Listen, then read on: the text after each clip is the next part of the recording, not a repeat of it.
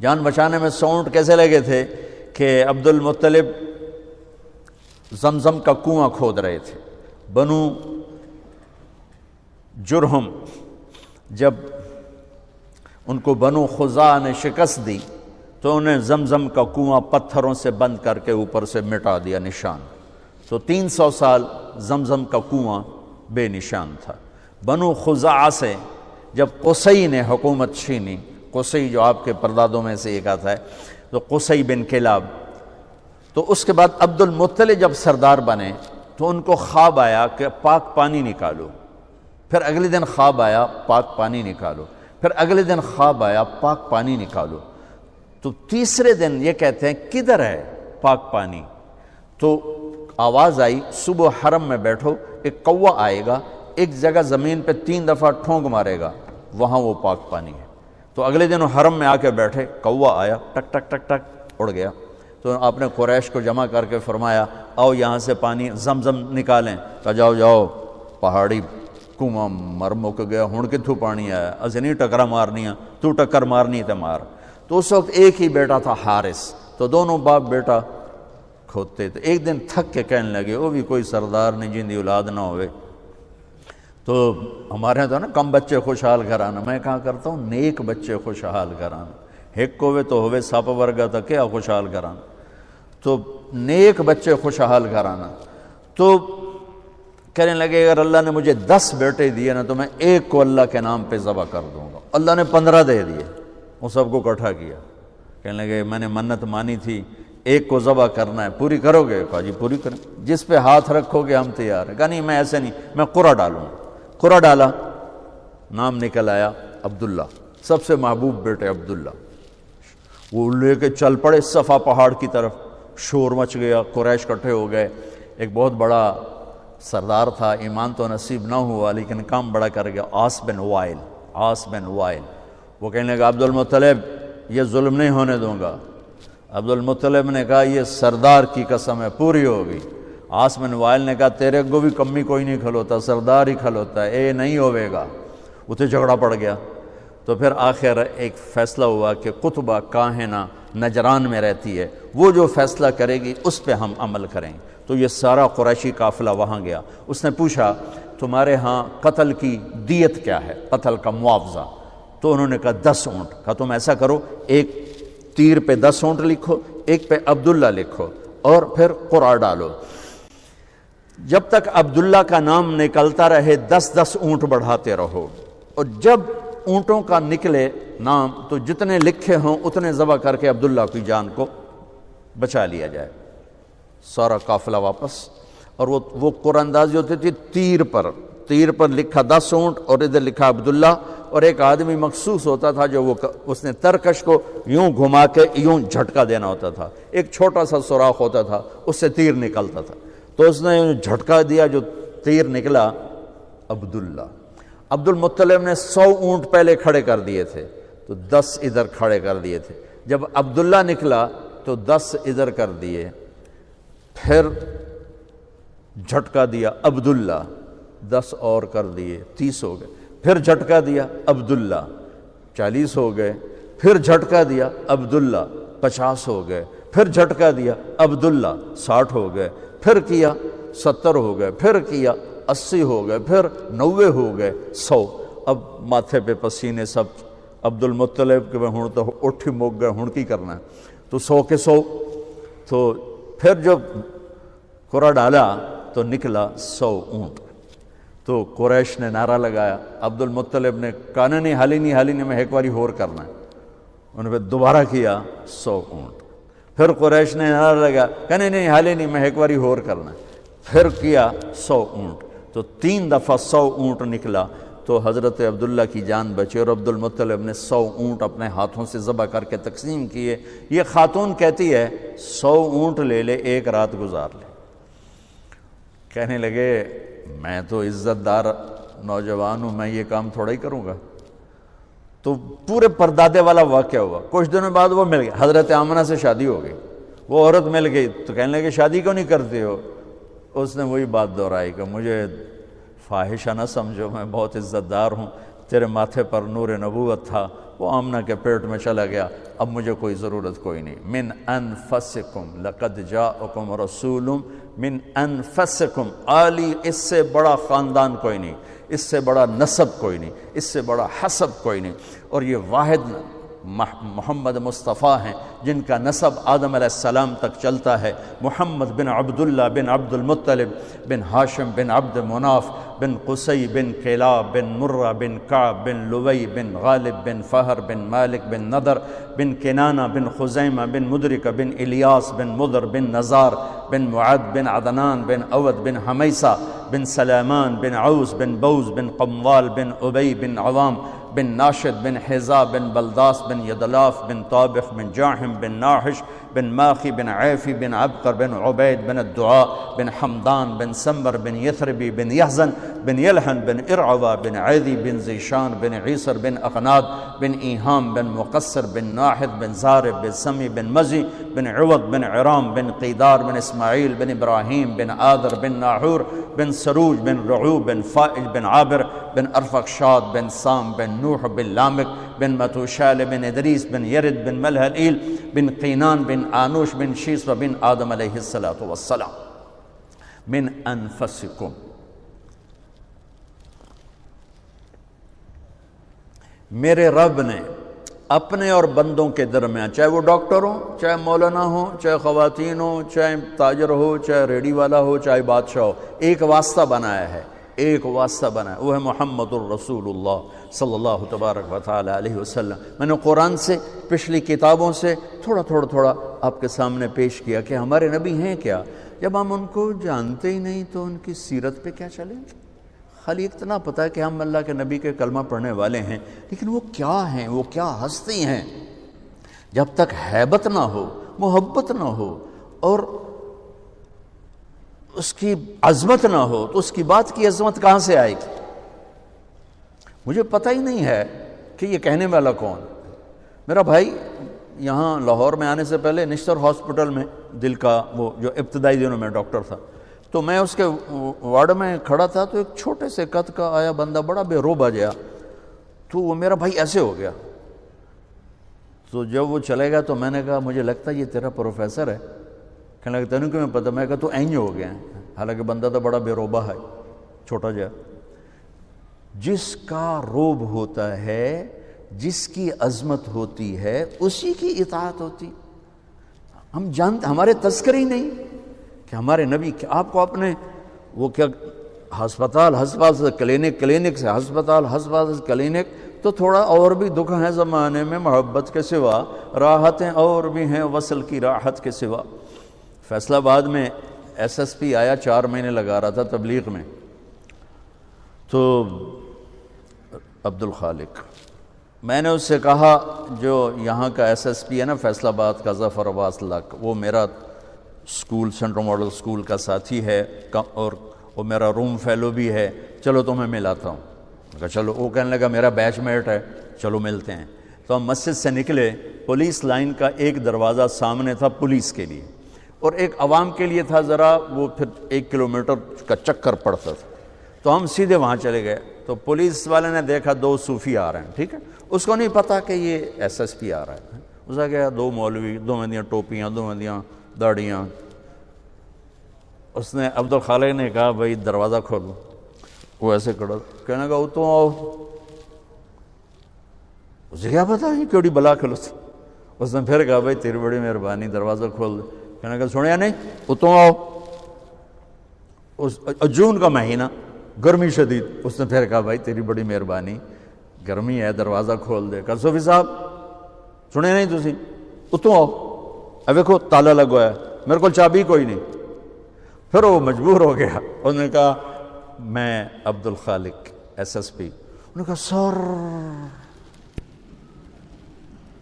وہ دل کرے سجدہ کرا، کیونکہ ہوں انہوں پتہ لگ گیا کہ یہ تو مینوں ڈسمس بھی کر سکتا، یہ تو میرا سارا کیریئر تباہ کر سکتا ہے۔ انہوں نے کہا سر، انہیں کانپتے ہاتھوں سے چابی نکالی، تالا کھولا، وہ کبھی آگے کبھی پیچھے، کبھی آگے کبھی پیچھے۔ میں کہہ لے آج ایک سبق تھا پتہ لگ گیا، ڈھیر ساریاں چیزاں کتاباں تو نہیں لب دیاں، زندگی دے تجربات تو لب دیاں. میں کہ بھئی جب تک حاکم کی عظمت نہیں ہوگی حکم کی عظمت کبھی نہیں آئے گی. تو ہمارا المیہ یہ ہے کہ ہمارے اندر عظمت مصطفیٰ ہی نہیں ہے تو پھر اطاعت کیسے آئی؟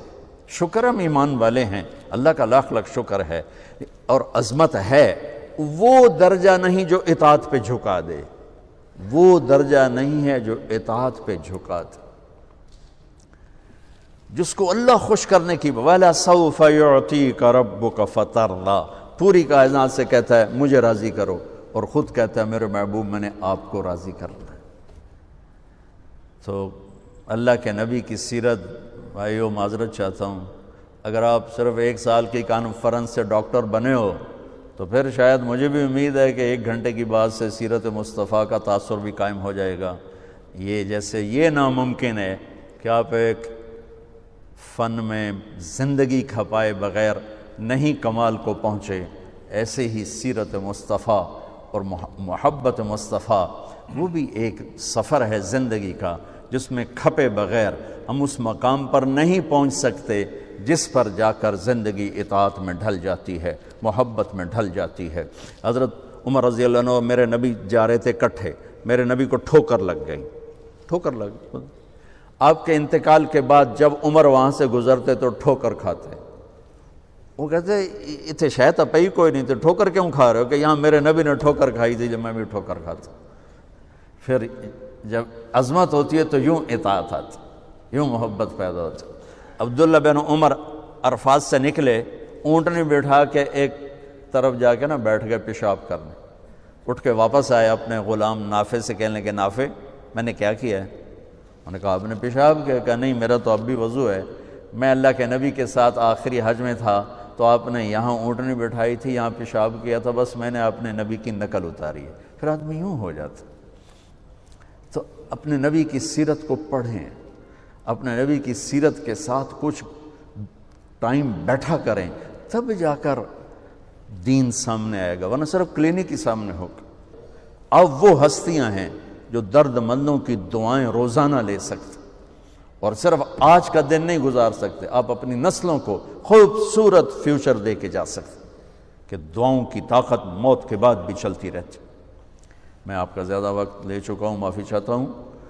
تو اگر کوئی بات میری بری لگی ہو تو آپ مجھے اللہ کے واسطے معاف فرمائیں. میرے عزیزوں، بچے بچیوں، پوری دنیا کے انسانوں، اللہ کرے میرا پیغام پوری دنیا میں پہنچے، مسلم بھی سنیں، نان مسلم بھی سنیں، کہ اچھی بات تو لینی چاہیے جہاں سے بھی ہو. عید قربان جس کو ہم کہتے ہیں وہ قریب ہے، 5 دن 6 دن باقی ہیں. یہ ابراہیم علیہ السلام کی سنت ہے، اور میرے نبی نے اس کو زندہ کیا. بیچ کے زمانوں میں یہ نہیں تھی، اس کو میرے نبی پاک صلی اللہ علیہ وسلم نے زندہ فرمایا. اور آپ اپنے عید کے موقع پر 2 جانور ذبح فرماتے تھے، 2 دمبے، ایک امت کے لیے اور ایک اپنے لیے. سبحان، ایک امت کے لیے ایک اپنے لیے. ابراہیم علیہ السلام سے یہ سلسلہ کیسے شروع ہوا؟ ابراہیم علیہ السلام کون ہیں؟ ان کی ہستی کیا ہے؟ ابراہیم علیہ السلام وہ نبی ہیں جن پر ساری امتوں کا اتفاق ہے. یہود بھی ابراہیم علیہ السلام کو کہتے ہیں ہمارے ہیں، عیسائی بھی ابراہیم علیہ السلام کو کہتے ہیں ہمارے ہیں، مسلمان بھی ابراہیم علیہ السلام کو کہتے ہیں ہمارے ہیں. آگے پھر یہود موسیٰ علیہ السلام پر رک جاتے ہیں اور عیسیٰ علیہ السلام کا انکار کرتے ہیں. عیسائی عیسیٰ علیہ السلام پر رک جاتے ہیں اور محمد مصطفیٰ صلی اللہ علیہ وسلم کا انکار کرتے ہیں. ان ابراہیم لأواہ حلیم، ان ابراہیم لأواہ حلیم. ابراہیم بہت مہربان، رونے دھونے والے تھے، اور ابراہیم کا مطلب بھی ہے مہربان باپ، مہربان باپ۔ ابراہیم علیہ السلام کی کہانی تو بہت لمبی ہے، اسے سنانے کے نہ مجھے سکت ہے اور نہ ہی آگے جو ہم کاسٹ کرتے ہیں اس میں اتنی ہمت ہوتی ہے، تو ہم شروع ہی کرتے ہیں کہ ابراہیم علیہ السلام سے اللہ نے اپنے بچے کی قربانی کیسے لی، پیچھے سارے واقعات کو چھوڑ کر۔ ابراہیم علیہ السلام کو جب آگ میں ڈالا گیا اور اللہ تعالیٰ نے ان کو آگ سے زندہ سلامت باہر نکالا، تو پھر انہوں نے ہجرت فرمائی اور مصر گئے۔ مصر کا جو بادشاہ تھا وہ ہر آنے والی عورت کو زبردستی ایک رات اپنے کمرے میں رکھتا تھا، تو اس نے حضرت سارہ علیہ السلام کو بھی قبضہ کر کے اپنے کمرے میں رکھا۔ جو ہی ہاتھ بڑھاتا اس کا ہاتھ سوکھ جاتا، پیچھے کرتا تو ٹھیک ہو جاتا، پھر ایسے ہاتھ بڑھاتا سوکھ جاتا، پھر پیچھے کرتا ٹھیک ہو جاتا، پھر ایسے ہاتھ بڑھایا سوکھ گیا، پھر پیچھے کیا ٹھیک ہو گیا۔ تو اس نے کہا یہ تو کوئی اور ہی بات ہے، تو اس نے اپنی بیٹی حضرت ہاجرہ وہ ان ابراہیم علیہ السلام کے نکاح میں دے دی۔ ابراہیم علیہ السلام اس وقت 70 سے اوپر جا چکے تھے اور حضرت ہاجرہ 22 سال کی تھی۔ یہ 3 افراد کا قافلہ ہجرت کر کے فلسطین پہنچا، اور ابراہیم علیہ السلام کی عمر گزر گئی۔ رب ہب لی من الصالحین، یا اللہ کوئی نیک بچہ دے، یا اللہ کوئی نیک بچہ دے۔ اولاد کا نیک ہونا ضروری ہے، ڈاکٹر بنے، انجینئر بنے، عالم بنے، مفتی بنے، ان میں سے کوئی چیز ضروری نہیں، اولاد کا نیک ہونا ضروری ہے، اور اس کے لیے والدین کو ٹائم دینا پڑے گا، والدین کو محبت دینی پڑے گی، والدین کو گود دینی پڑے گی، والدین کو شفقت دینی پڑے گی، ورنہ اولاد اور ماں باپ 2 کنارے بن جائیں گے۔ کچھ تقریباً 84 سال کی عمر میں اللہ تعالیٰ نے حضرت ہاجرہ سے بیٹا دیا، سارہ کی بجائے ہاجرہ سے بیٹا دیا۔ حضرت اللہ کی حکمت تھی، اللہ بھی یہی چاہ رہے تھے، تو حضرت سارہ کو بڑی تکلیف ہونے لگی، کہنے کہ اس بچے کو مجھ سے دور کرو، اس بچے کو مجھ سے دور کرو، میں دیکھ نہیں سکتی۔ تو جبریل آئے کہ اللہ تعالیٰ بھی فرما رہے ہیں کہ اسے یہاں سے دور کرو، کہ کہاں لے جاؤں؟ کہ یہ ہم بتائیں گے کہاں لے جانا ہے۔ تو جبریل انسانی شکل میں اونٹ پہ سوار ہو کر تشریف لائے، اور پیچھے حضرت ابراہیم علیہ السلام اپنی اونٹنی پر، بچہ بیگم، اور آگے جبریل رہبر کے طور پر۔ فلسطین سرسبز ہے، کہیں خشک ہے، لیکن پانی ہے، اچھی آبادی ہے۔ چلتے چلتے چلتے چلتے 1 مہینہ کا سفر کرنے کے بعد جب وہ علاقہ شروع ہوا جہاں کالے پہاڑ، کالے پتھر، کوئی پتا نہیں سبزے کا اور کوئی نشان نہیں پانی کا، وہاں سے چلتے چلتے چلتے 4 پہاڑوں کے اندر ایک وادی سی آئی۔ جب وہاں پہنچے تو جبریل کہنے لگے اللہ کے نبی یہاں ہاجرہ اور اسماعیل کو چھوڑ دیں۔ جب وہ آگ میں جا رہے تھے نا ابراہیم علیہ السلام، تو ایک لفظ نہیں بولے، میں نے کہا حسبی اللہ و نعم الوکیل۔ لیکن جب جبریل نے کہا یہاں چھوڑ دیں تو ایک دم بولے یہاں کیسے چھوڑ دوں، یہاں تو کچھ بھی نہیں ہے، یہ کیسے رہیں گے؟ کہ یہ آپ کے رب کی منشا ہے، یہاں اللہ کا گھر بنے گا، یہاں اس بچے کی نسل سے ایک آخری نبی پیدا ہوگا جو پورے عالم کو روشن کرے گا، آپ چھوڑ دیں۔ تو وہ وہاں 3 دن رہے، ان کے لیے ایک چھپر سا بنایا اور لکڑیاں کاٹ کے یا 2 دن رہے یا 1 دن، یہ تو کوئی تحقیق کوئی نہیں ہے، لیکن ایک چھپر سا ان کو بنا کے دیا ایسے، یعنی اس ایک اوپر وہ لکڑیوں کی چھاؤں کر دی اور نیچے ایسے بانس سے گاڑ دیے اور چل پڑے۔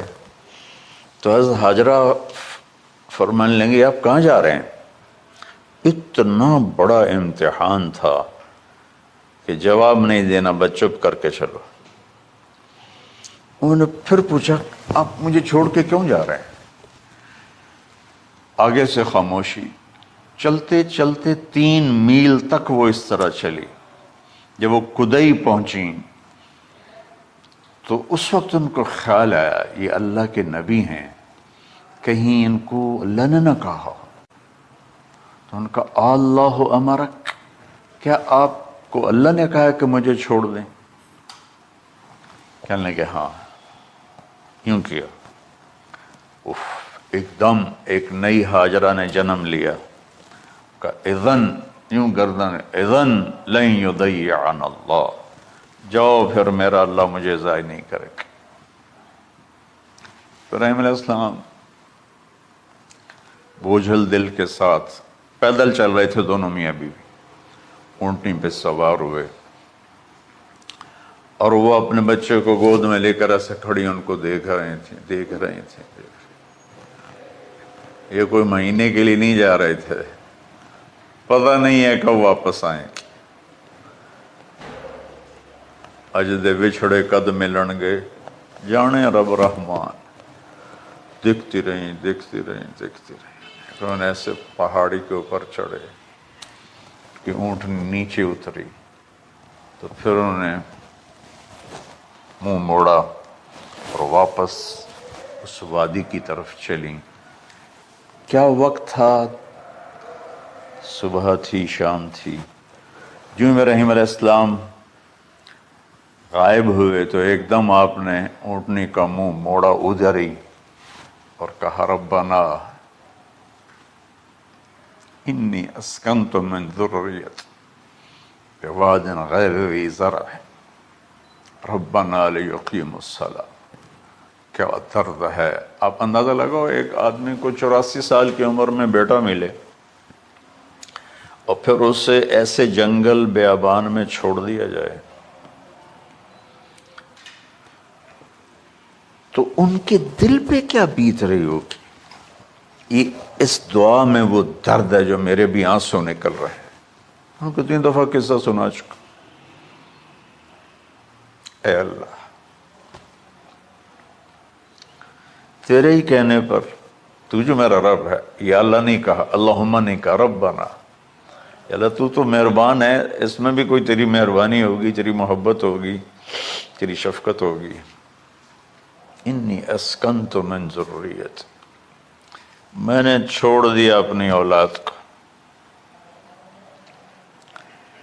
یا اللہ میں نے وہاں چھوڑا ہے جہاں نہ پتا ہے، نہ دانا ہے، نہ پانی ہے، تو جان اور یہ جانے۔ اس درد بھری دعا نے عرش کو بھی ہلا دیا تھا، اور آپ نے منہ موڑا۔ اس باپ کو سوچو جو ہر قدم پہ اپنے معصوم بچے سے دور ہو رہا ہے، اور اس ماں کو سوچو جو ہر قدم پہ اپنے خامن سے دور ہو رہی ہے۔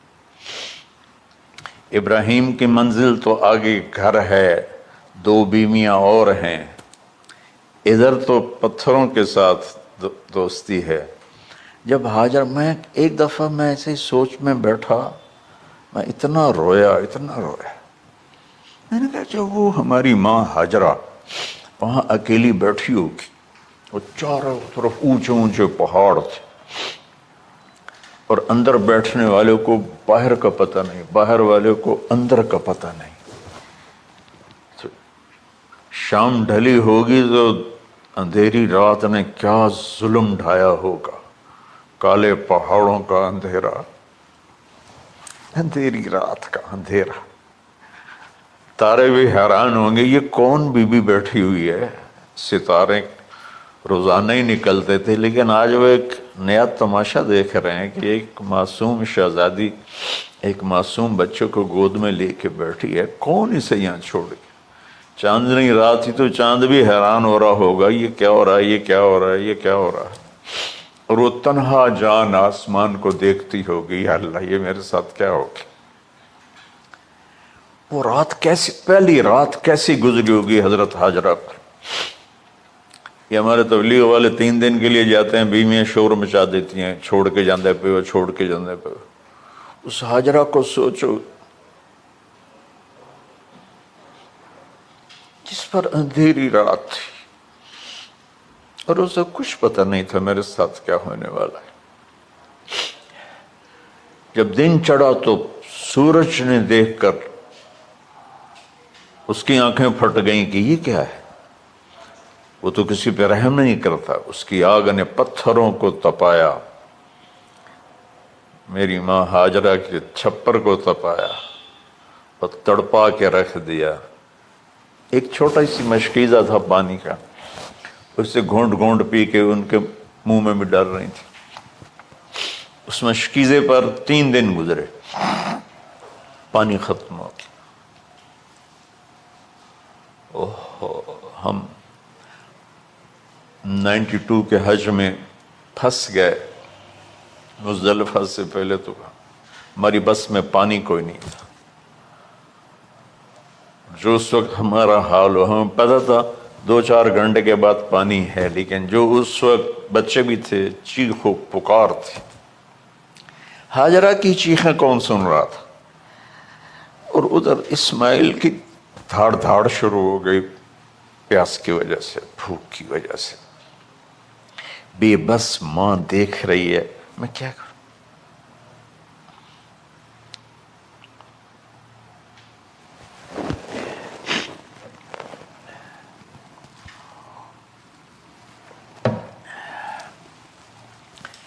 میں قطر میں تھا جماعت میں، تو مجھے یہاں کندھے میں درد ہوا، میں ہاسپٹل گیا تو ایمرجنسی سے انہوں لے کر گئے۔ ایک بچہ تڑپ رہا تھا اس میں، جو ہاسپٹل کا بیڈ ہوتا ہے، چھوٹا سا، اس کی ماں ٹیک لگا کر نا اس کو یوں دیکھ رہی تھی۔ مجھے نہیں پتا وہ کون ہے، مجھے نہیں پتا اس بچے کو کیا ہے، لیکن آپ یقین مانیں یہ جو میرے آنسو ہیں اس عورت کی وجہ سے، کہ جس خاموش ساز خاموش فریاد سے معمور ہیں ہم، نالہ اگر لب پہ آتا ہے تو مجبور ہیں ہم۔ جس طرح وہ ماں ساز خاموش تھی اور اس کے چہرے پر درد پکار رہا تھا، میں صرف ایسے گزرتے گزرتے اس کو دیکھا، اور میں آج رو رہا ہوں 15 سال کا قصہ یاد کر کے۔ تو ہاجرہ کے چہرے کو کون پڑھنے والا تھا؟ کون سی ایمرجنسی وارڈ میں بیٹھی تھی؟ کون اس کے لیے کہہ رہا تھا میں پانی لاتا ہوں، کھانا لاتا ہوں؟ موت تھی، دونوں ماں بیٹی کی۔ تو یہ بے قراری میں صفا مروہ کی دوڑ لگائی، انہیں پتا تھا کچھ نہیں ہے۔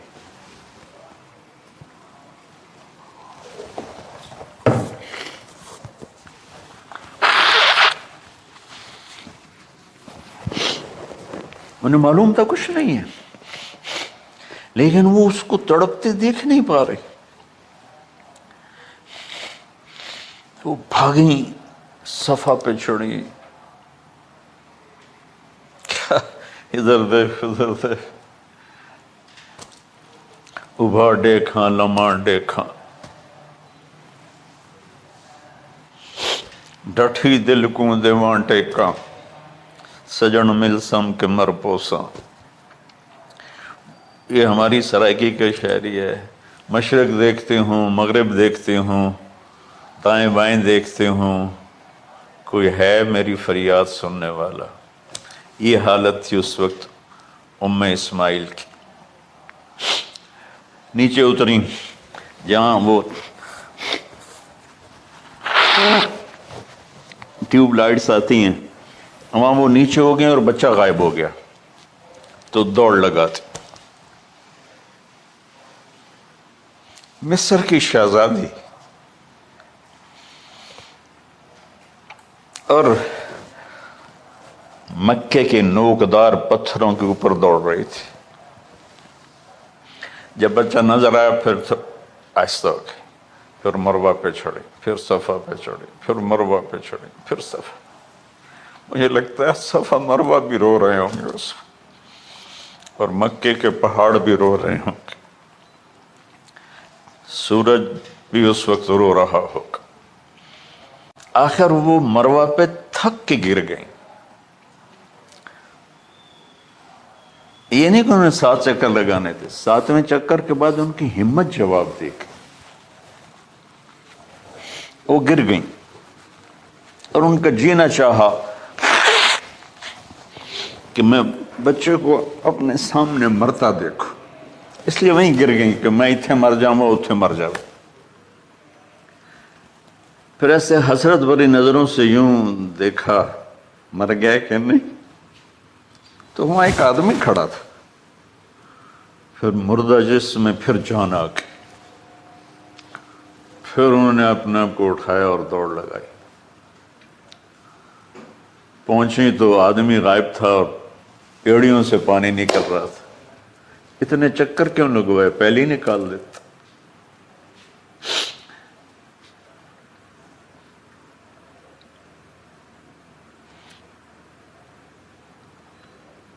عاشق ہوں میں عشق کماں میں، دل رکھیں وانگ پہاڑاں ہو. سہ صدیاں ہزار الاں میں، کر جانے باغ بہاراں ہو. منصور جے چک سولی دتے، جڑے واقف کل اسراراں ہو. سجدیں سر چائیں نہ باہو، توڑے کافر کہیں ہزاراں ہو.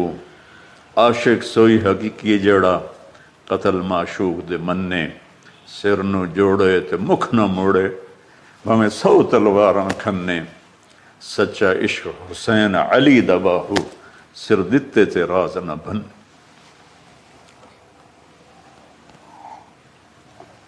کوئی ابراہیم کا گلہ نہیں، شکوہ نہیں. یہ 7 چکر اور تڑپ اور درد، اس کے بعد پانی کیوں نکالا، پہلے کیوں نہیں نکالا؟ کہ عشق کا راستہ ہی ہے. میرے گھر کے راستے میں کوئی کہکشاں نہیں ہے. راستہ عشق اشقا سے. اشقا کہتے ہیں آکاس بیل جو درخت کو چمڑ جاتی پیلی، تو وہ درخت اس کا ایسا عاشق ہوتا ہے، سب کچھ اس کو کھلا کے خود خوش ہو کے جل کے بالن بن جاتا ہے. اس سے اشقا ہے کہ عشق ایسی چیز ہے. عشق تے آتش ڈوہیں برابر، اتے عشق دا تاؤ تکھیڑا. آتش ساڑے کخت کا نیرا، عشق ساڑے دل جڑا. خواجہ غلام فرید صاحب کی شاعری سنا رہا ہوں کہ عشق میں بھی آگ ہے اور لکڑی میں بھی آگ. لکڑی کی آگ خس و خاشاک کو جلاتی ہے، اور عشق کی آگ دل کو جلا کے برباد کر دیتی ہے.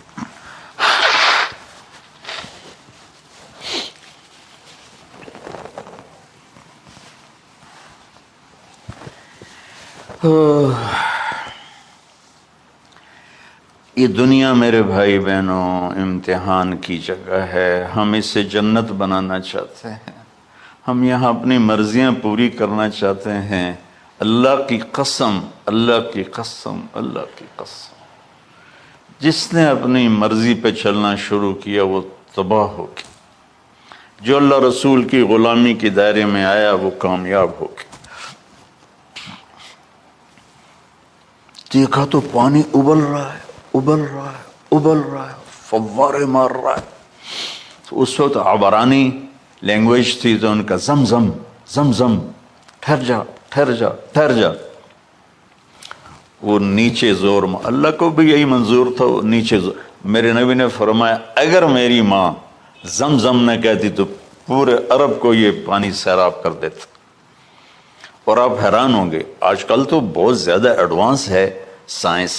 تو سعودی گورنمنٹ نے کہ یہ اس کا سورس کیا ہے، یہ پانی کہاں سے آ رہا ہے؟ طائف تک ساری زمین کو کھنگالا، کوئی اس کا پیچھے سے لنک نہیں ہے. کہیں چشمہ ہوتا ہے نا تو پیچھے لنک ہوتا ہے، کہیں سے پانی نکل ہوتا ہے پیچھے سے لنک ہوتا ہے. زمزم کا کوئی لنک نہیں. جو ہی موٹر چلاتے ہیں تو 8-9 جھرنے ہیں، سوراخ، وہاں سے پانی ابل ابل کے آنا شروع ہو جاتا. اور جو ہی موٹر بند کرتے تو وہ جھرنوں کا پانی بند ہو جاتا. اس میں نہ مچھر ہے، نہ اس میں کوئی کیڑا ہے، نہ کوئی مکوڑا ہے، پاک صاف پانی. زمزم زمزم.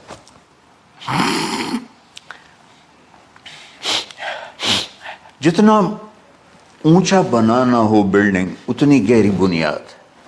اس ماں بیٹے سے محمد مصطفیٰ نے آنا ہے تو پھر بنیاد تو گہری ہوگی نا، ایسے تو نہیں ہے نا.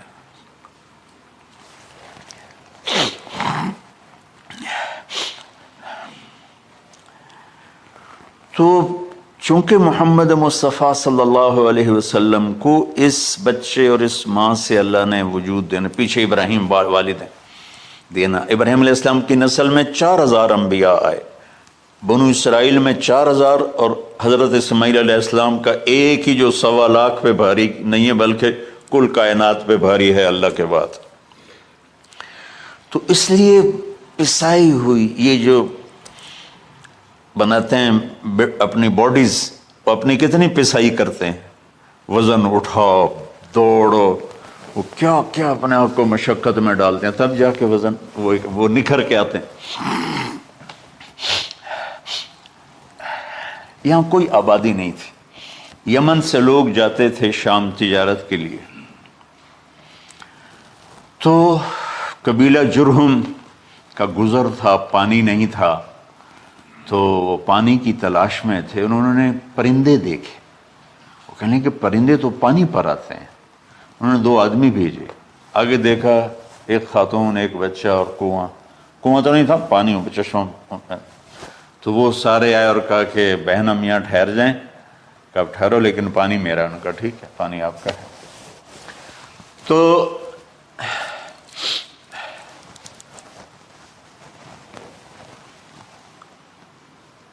ایک سال کے بعد اجازت ملی، جاؤ مل کے آؤ. مل کے آ جاؤ. جس گھاٹی سے ابراہیم کو جدا کیا تھا اس پر کتنی دفعہ حضرت ہاجرہ کی نظر پڑتی ہوگی.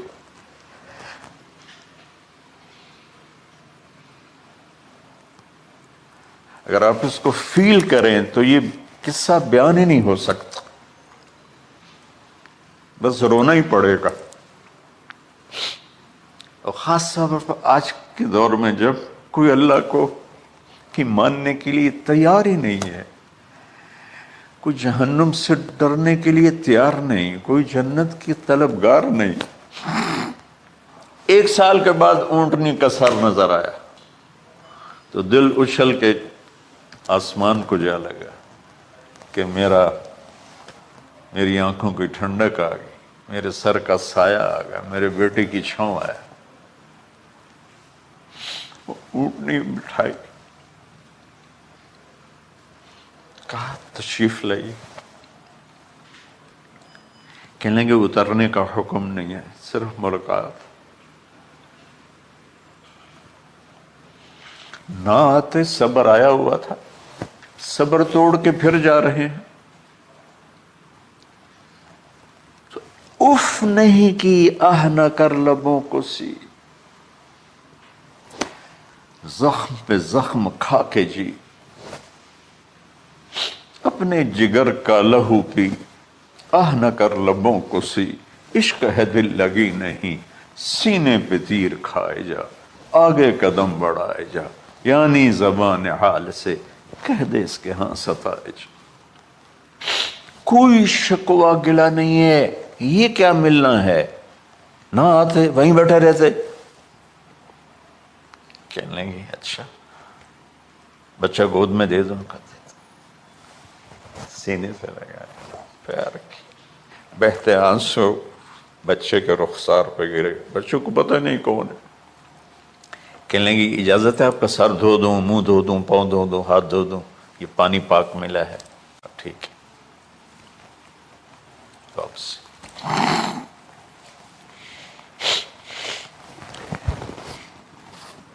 فلما بلغ معه السعي، جب وہ بچہ بھاگنے دوڑنے لگا، دل میں اتر گیا، نظروں کو بھا گیا، تو خواب آنے شروع ہوئے، قیمتی چیز قربان کرو، پتہ نہیں کتنی بکریاں قربان کر دیں۔ پھر خواب آیا قیمتی چیز قربان کرو، پھر گائے قربان کر دیں، عدد مجھے یاد نہیں ہے۔ پھر خواب آیا قیمتی چیز قربان کرو، اونٹ قربان کر دیے۔ پھر خواب آیا قیمتی چیز قربان کرو، تو پھر خیال آیا کہ یہ اسماعیل کی طرف اشارہ ہے۔ 1500 کلومیٹر ہے، 1 مہینے کا اونٹ کا سفر ہے، چھری لے کر ایک باپ بچے کو ذبح کرنے جا رہا ہے۔ اس مہینے کے ہر منٹ نہیں، ہر سیکنڈ میں اس کے دل پہ کیا گزر رہی ہوگی، کس لیے جا رہا؟ ساری دنیا پھرتے ہیں، جب گھر واپس آنے کا ہوتا ہے تو خوش ہو رہے ہوتے ہیں کہ پاکستان جا رہے ہیں، پاکستان جا رہے ہیں۔ کتنی دفعہ اللہ نے دنیا پھرائی یہ، اور اس باپ کی عمر 92 سال ہو چکی، 92 سال مولانا صاحب، اور اس کی اونٹنی کے قدم کے ساتھ نہیں، ہر سیکنڈ کے ہر کروڑویں حصے میں ابراہیم کا دل پھٹتا ہوگا کہ اس معصوم بچے کو ذبح کیسے کروں۔ اللہ کی مان کے دکھا دی۔ اللہ نے تو ہمیں دین ہی آسان دیا ہے، ہم سے تو نہیں بچوں کی قربانی مانگی۔